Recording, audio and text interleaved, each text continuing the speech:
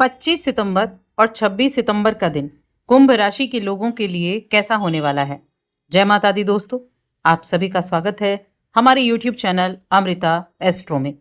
इस वीडियो में मैं बात करूंगी इन 2 दिनों के तिथि, नक्षत्र, योग और उनसे होने वाले प्रभाव के बारे में। तो देखिए, 25 सितंबर का जो दिन है, गुरुवार का दिन है, शुक्ल पक्ष की चतुर्थी तिथि रहेगी, चौथा नवरात्र है और यहाँ चंद्रमा जो है वो तुला राशि में मंगल के साथ महालक्ष्मी योग बनाएंगे, स्वाति नक्षत्र में रहेंगे। और योग की बात की जाए तो विष्कम नाम का योग भी बनेगा और रवि योग भी इस दिन बनने वाला है। वहीं 26 सितंबर शुक्रवार का दिन है और ये शुक्ल पक्ष की पंचमी तिथि यानी कि 5वां नवरात्र है। चंद्रमा जो है वो तुला राशि से निकलकर वृश्चिक राशि में प्रवेश करेंगे और नक्षत्र विशाखा नक्षत्र में रहेंगे। प्रीति नाम का योग बनेगा, सर्वार्थ सिद्धि योग बनेगा और रवि योग बनेगा। तो इतने ये योग बनने वाले हैं। अब इन योगों में इस जो समय किस तरह के प्रभाव आपको देखने को मिलेंगे, चलिए जानते हैं। आगे बढ़ने से पहले छोटा सा निवेदन, चैनल पर पहली बार आए हैं, अभी तक चैनल को सब्सक्राइब नहीं किया है तो ज़रूर कर लें। अब सबसे पहले मैं बात करूंगी 25 सितंबर के बारे में। तो देखिए, 25 सितंबर अगर हम हेल्थ की बात करें तो चंद्रमा की स्थिति बहुत अच्छी है, मंगल के साथ बैठे हैं, मित्र के साथ बैठे हुए हैं और आपके भाग्य भाव में बैठे हैं। चौथे भाव का स्वामी त्रिकोण भाव में बैठना, छठे भाव के स्वामी का त्रिकोण भाव में बैठना आपकी हेल्थ को अच्छा करेगा। आप अपने ऊपर ध्यान दे पाएंगे। आप किस तरह अपने रंग रूप को सुधारने के लिए, अपनी पर्सनैलिटी को डेवलप करने के लिए आप काफ़ी मेहनत करते दिखाई देंगे। और साथ ही मैं ये भी कह सकती हूँ कि जैसे जैसे दिन आगे बढ़ेगा वैसे वैसे चीज़ें बेहतर होती हुई दिखाई देंगी। बाकी चीज़ों के मामले में भी ये दिन बड़ा उपयुक्त दिख रहा है। आपका जो भी कार्यक्षेत्र है वहाँ पर आपके किए गए एफर्ट हो गए, वो आपको अच्छा रिजल्ट दिलाने का कार्य करेंगे। एनर्जी से भरपूर रहेंगे, एनर्जेटिक आप रहकर अपने जीवन में कुछ सकारात्मक चीज़ें भी कर पाएंगे। आपका मूड अच्छा रहेगा जिससे आप दिन को एक खुशनुमा तरीके से बिता पाएंगे। और ये भी है कि ये दिन आपके लिए कुछ मामलों में बहुत लकी भी होने वाला है और ये आपके कामकाज से रिलेटेड भी है, ये आपके फाइनेंशियल ग्रोथ से रिलेटेड भी है। आपके दोस्त, आपके परिवार के सदस्य, उनके साथ आपके संबंध बड़े अच्छे बने रहेंगे, उनसे प्रेम स्नेह मिलेगा और साथ में आपको सम्मान की प्राप्ति भी होगी। ऐसी यहाँ चीज़ें बनती हुई दिख रही हैं। अब देखिए, अपने परिवार के भलाई के लिए हर एक व्यक्ति मेहनत करता है, अपने परिवार की जिम्मेदारियों को निभाने के लिए हर एक व्यक्ति करता है। लेकिन आप अपने परिवार में कोई ऐसी चीज़ की खरीदारी करने के बारे में विचार कर सकते हैं जिससे फैमिली में खुशियों की गूंज हो जाए। ऐसी कोई लग्जरियस चीज़ खरीदने के बारे में आप इस दिन विचार कर सकते हैं। और ये समय खुशमिजाज रहकर अपनों के साथ वक्त बिताने का, और कुछ भी देखिए बाधाएं अगर राह में आ रही हैं तो उनका सामना भी आप अच्छे तरीके से कर पाएंगे।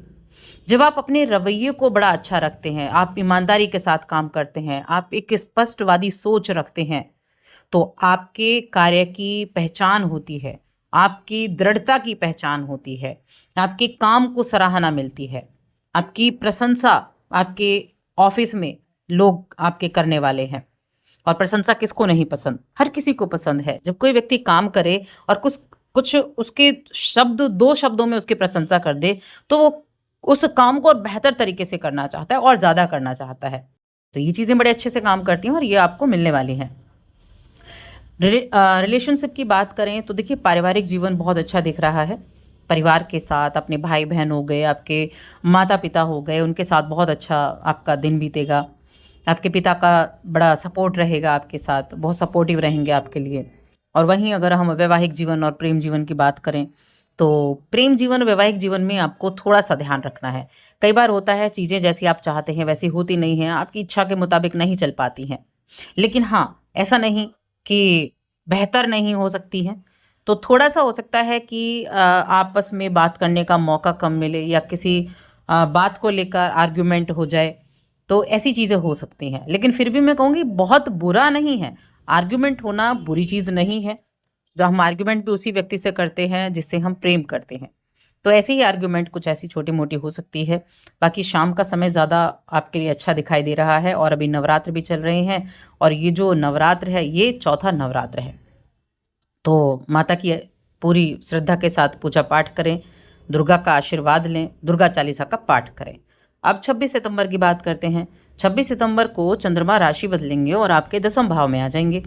अब दसम भाव में देखिए, छठे भाव के स्वामी का दसम भाव में आना, यानी कि सेवा के भाव के स्वामी का, जो आपकी नौकरी को दर्शाता है, आपके कर्म स्थान में आना, तो नौकरी करने वाले जातकों के लिए बहुत ज़्यादा ये प्रभावशाली है।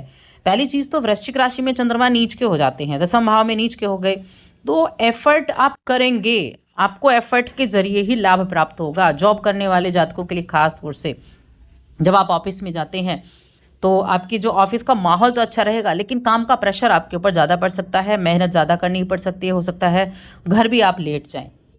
और इस समय इस चीज़ का ध्यान रखें कि कोई विरोधी जो हैं आपके, वो आपके ऊपर किसी तरह का इल्ज़ाम ना लगा पाएँ, मौका ही ना दें आप किसी को ऐसा करने के लिए, किसी से कोई फालतू की बात ना करें, क्योंकि विरोधी सक्रिय रहेंगे, इसमें कोई दो राय नहीं है। लेकिन उनसे आप निपटना भी जानते हैं, और किस तरह से निपटना है ये आप बखूबी जानते हैं। आपके काम में आपको उपलब्धि मिली है पिछले दिनों में, उसकी प्रशंसा आपको ज़रूर मिलेगी, और ये ऑफिस के बाहर और ऑफिस के अंदर दोनों तरफ हो सकती है। लेकिन विरोधी भी सक्रिय रहेंगे, विरोधियों से थोड़ी सी सावधानी भी आपको रखनी है। हेल्थ का थोड़ा सा ध्यान रखना है। हेल्थ में मेंटल हेल्थ की मैं ज़्यादा कहूँगी, क्योंकि अगर आपका काम का प्रेशर पड़ेगा तो माइंड पे भी प्रेशर पड़ेगा, और आप कहीं ना कहीं थोड़ा सा तनाव में रह सकते हैं। तो उस तनाव को दूर करने के लिए थोड़ा मेडिटेशन ज़रूर करें। अगर आप किसी ऐसे फील्ड में हैं जहाँ मनोरंजन से जुड़ी हुई चीज़ें हैं, तो आपके लिए फ़ायदे का दिन रहेगा। या फिर कोई आपका बहुत पुराने लंबे समय से कोई काम अटका पड़ा था, तो भी आपके लिए ठीक रहेगा। इसके अलावा यहाँ जो मंगल हैं, देखिए आपके करियर भाव के स्वामी मंगल है, जिसमें चंद्रमा है, और वो भाग्य भाव में बैठे भी हुए हैं। तो यहाँ अपने आपके पिता का सपोर्ट सबसे ज़्यादा है। चंद्रमा की दृष्टि दसम भाव से चौथे भाव पर है, तो घर से जुड़ी हुई चीज़ें आपके आसपास लगी रहेंगी। आप सोच विचार बहुत ज़्यादा करेंगे, परिवार के बारे में, घर के बारे में, माता के बारे में मन में चलता रहेगा। कोई घर से जुड़ा हुआ काम चल रहा है तो उसके बारे में चलता रहेगा, कोई प्रॉपर्टी खरीदना चाहते हैं उसके बारे में चलता रहेगा। यानी कि परिवार से जुड़ी हुई चीज़ों की तरफ ही ज़्यादा ध्यान आपका रहने वाला है। लेकिन अगर आप किसी जॉब के लिए आपने अप्लाई किया हुआ है, तो वहाँ मैं कहूँगी कि चीज़ें जो हैं थोड़ा बहुत तो ठीक दिख रही हैं। कोई अच्छी खबर भी आपको सुनने को मिल सकती है, अगर आपने कहीं भी अप्लाई किया हुआ है तो। अपनी हेल्थ का थोड़ा सा बस ध्यान रखें। और रिलेशंस की बात करें तो रिलेशंस के मामले में ठीक है, आपको अपनी परिवार वालों के साथ अच्छा समय बिताने को मिलेगा। और जो अविवाहित जातक हैं, वो परिवार के जो परिवार वालों का खोज होगी आपके पार्टनर के लिए, यानी उनका जो चुनाव होगा उससे आपको प्रशंसा होगी।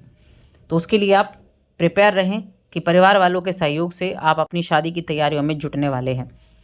उपाय क्या करने हैं, तो नवरात्र चल रहे हैं, और इस नवरात्र में माँ दुर्गा की आराधना करना ही सबसे बड़ा उपाय है। दुर्गा चालीसा का पाठ करना ही सबसे बड़ा उपाय है। तो विधि विधान से पूजा पाठ करें, और साथ ही चैनल को सब्सक्राइब कर लें।